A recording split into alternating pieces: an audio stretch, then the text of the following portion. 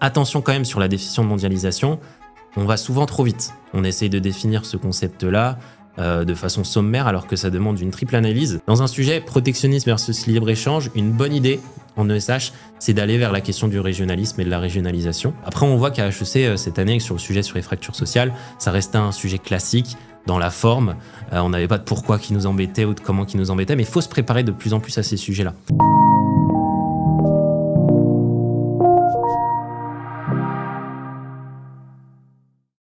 L'idée aujourd'hui, ça serait plutôt de revenir sur de l'ESH, plus précisément sur un sujet qui revient fréquemment au concours.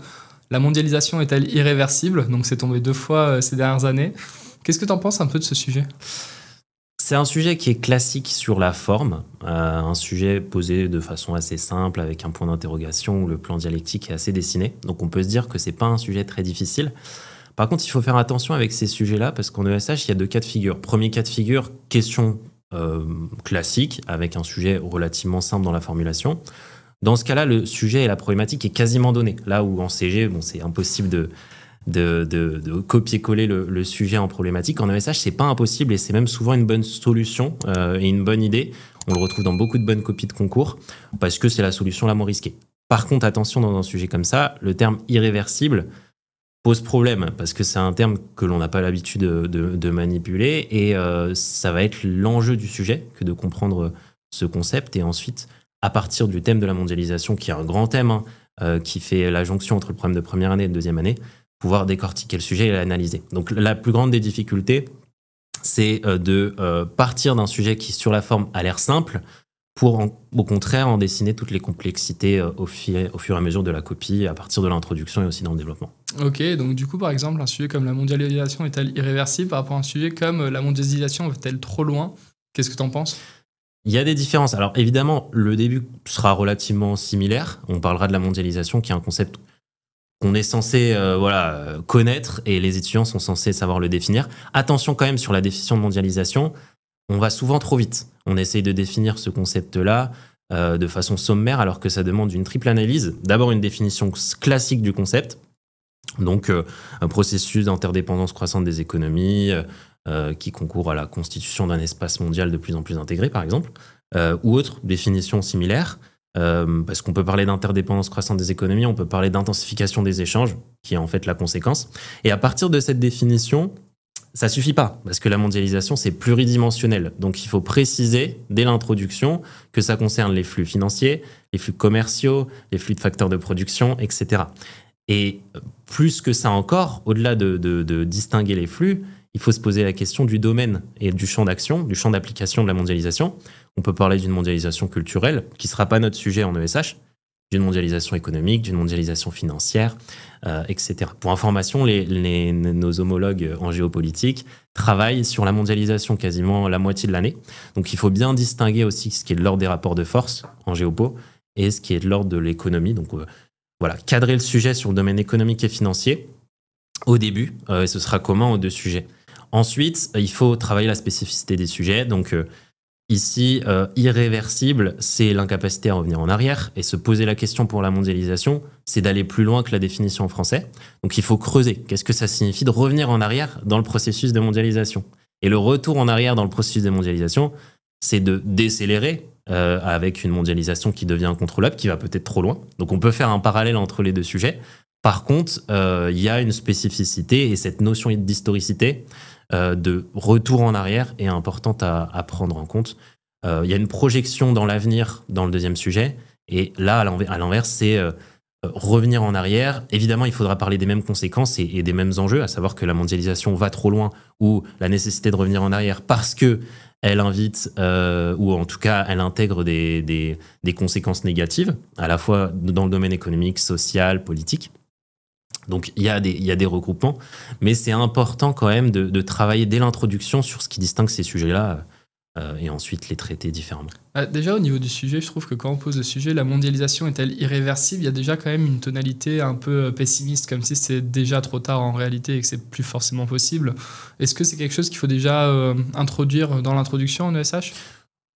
C'est moins vrai qu'en philo, je dirais, ou en culture générale, dans le sens où on commence par être assez cartésien dans l'analyse du sujet, travailler la spécificité des termes, et ensuite se poser la question de ce que ça implique et de pourquoi est-ce qu'on s'est posé ce sujet-là, pas un autre sujet, pas une formulation différente.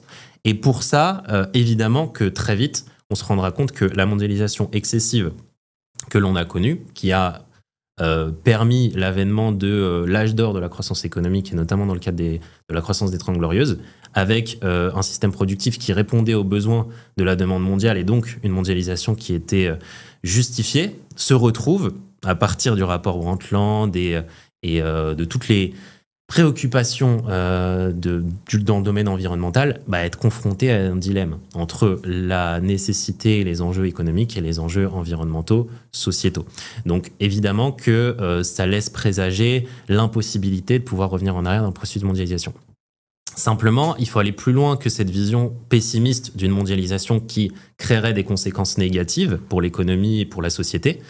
Il faut aller plus loin sur le fait de pourquoi est-ce qu'on ne pourrait pas revenir en arrière, parce que la mondialisation aujourd'hui est institutionnalisée. Et ça, c'est une idée que assez peu d'étudiants ont parfois quand on traite ce sujet, c'est de dire que aujourd'hui les relations internationales, elles sont intégrées dans un système institutionnel, et donc c'est très difficile d'en sortir, parce qu'on a des accords bilatéraux, et on voit la difficulté dans le cas du Brexit, par exemple, et des conséquences dans le domaine institutionnel déjà et juridique pour sortir de la mondialisation.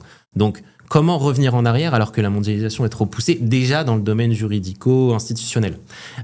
Et cette question-là va avoir son importance parce que ça permettra une analyse pas seulement sur les conséquences et les avantages inconvénients de la mondialisation, mais aussi sur le domaine plus pratique de est-ce qu'on peut ou pas revenir en arrière dans le processus de mondialisation. Donc il y a deux axes importants à problématiser dans le sujet.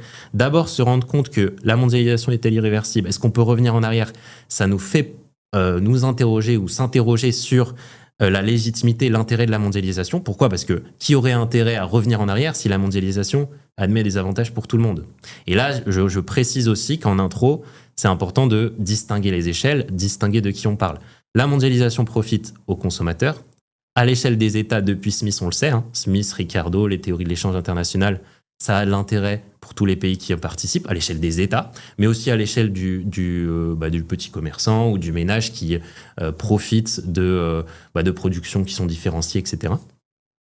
À l'échelle de la régionale, donc à l'échelle de la région et des institutions internationales. Donc voilà, il faut distinguer les échelles, mais évidemment que si la mondialisation admet des avantages, ces avantages nous empêchent un retour en arrière parce que les acteurs, privés ou publics, n'ont pas d'intérêt à la remettre en question.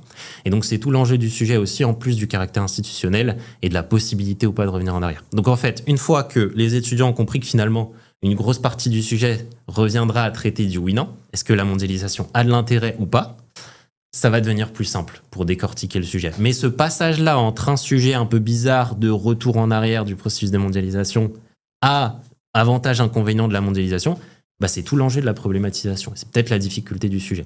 Après, les arguments se retrouvent assez vite de pourquoi est-ce que la mondialisation a de l'intérêt, pourquoi un coup d'arrêt dans le processus de mondialisation peut aussi en avoir un, avec le protectionnisme éducateur, de liste, etc. Ne pas oublier les dimensions, comme je disais, financières. Donc la mondialisation financière à l'origine de bulles spéculatives et donc contradiction d'un capitalisme qui va trop loin. Et donc c'est tout ça en fait qu'il va falloir considérer. C'est pour ça qu'en réalité on peut faire 20 pages sur un sujet comme ça, simplement parce qu'on a différentes échelles à considérer, différents flux d'échanges à considérer, énormément de théories économiques héritées du programme des 2 ans et plusieurs champs d'application du sujet. Évidemment les conséquences sociales de la mondialisation, la création d'inégalités entre pays, la création d'inégalités à l'intérieur de chaque pays. Donc voilà, c'est ce qui fait un sujet assez complexe de par le fait qu'il soit très large aussi. Ok, par rapport à des étudiants par exemple qui au cours de l'année ont traité des sujets autour du protectionnisme avec notamment Donald Trump et sa politique un peu plus protectionniste avec le Brexit, avec Giorgia Meloni en Italie, est-ce que finalement traiter un sujet autour du protectionnisme plus que de la mondialisation, est-ce que ce n'est pas la voie royale ou hors sujet ? C'est problématique. Ça va pas être hors sujet, mais c'est quand même problématique. De toute façon, dans un sujet comme ça, le protectionnisme s'y inscrit. Rappelons quand même que la notion de protectionnisme, elle a pour priorité ou principale priorité de traiter des flux d'échanges commerciaux, d'abord. Mais ensuite, c'est plus large. Donc, protectionnisme qui s'oppose au libre-échange, d'abord pour les flux commerciaux, mais plus largement dans cette vision politico-économique de renfermer les frontières, Évidemment que c'est dans le sujet, mais pas seulement. C'est-à-dire qu'en fait, le protectionnisme a de l'intérêt, mais la mondialisation ne s'oppose pas au protectionnisme. Et donc, on peut aller très bien vers un plaidoyer, à l'image de Serge Latouche, pour une démondialisation, et donc une décroissance. Le petit traité de la décroissance sereine. Et l'idée, c'est de dire que le monde ne peut pas continuer tel qu'il est. Donc évidemment que le Grand 3 doit sortir du cadre du Winnan, du protectionnisme versus libre-échange, et d'aller vers des solutions. Donc rester cantonné au protectionnisme, c'est problématique. Les solutions, d'ailleurs, c'est plusieurs types de solutions.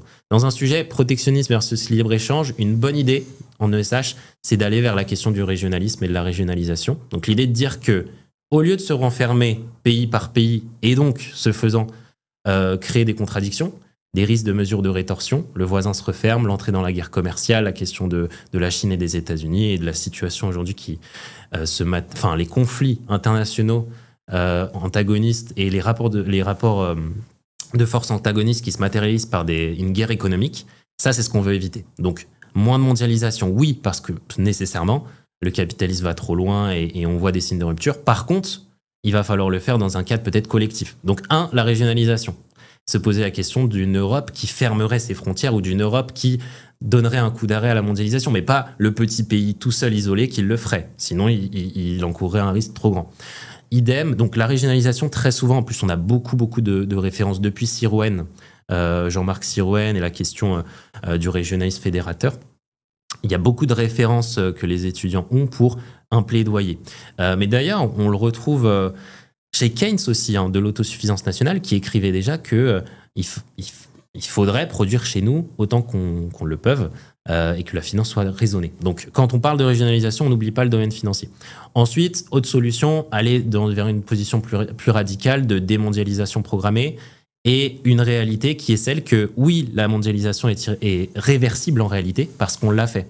Rappelons-nous qu'au XIXe siècle, dans les premiers temps de la mondialisation et de la révolution industrielle, le coup d'arrêt, donc en fait, il y a une ouverture depuis le traité de Cobden-Chevalier autour des années 50, de 1850, on s'ouvre progressivement, et un coup d'arrêt donné des premiers temps de la mondialisation à la fin du XIXe siècle, avec les tarifs Méline qui sont votés. Et Jean-Charles Asselin expliquait que c'était un contre-exemple de l'intérêt de la mondialisation. Pourquoi ? Parce que ça a eu beaucoup d'intérêt, le fait de se replier.